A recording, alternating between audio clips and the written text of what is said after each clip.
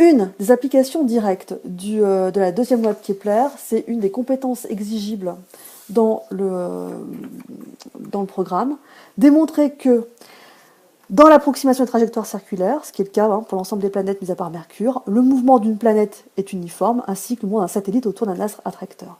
Qu'est-ce que cela veut dire que ce mouvement est uniforme? Cela veut dire que sa vitesse est constante. Alors, considérons dans le rôle de l'astre attracteur, par exemple, la Terre, dans le rôle du satellite, par exemple, la Lune.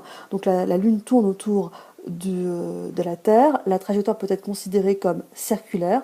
Du coup, la distance astre-satellite est constante. C'est la première étape du raisonnement pour pouvoir faire cette démonstration. En l'occurrence, cette constante est égale au rayon de la trajectoire circulaire. Loi de Kepler, l'air balayé par le segment satellite-astre-attracteur est le même ici qu'ici pendant les mêmes laps de temps. Conséquence directe de cette deuxième loi de Kepler, pour que cela soit possible, pour que ces airs balayés soient les mêmes pendant des temps fixes, il faut que la vitesse satellite soit la même lorsqu'on passe de cette position à celle-ci et de celle-ci à celle-ci. Donc, ce qui est intéressant, c'est que finalement, cette démonstration, on peut l'appliquer aussi au cas de la Terre qui tourne autour du Soleil.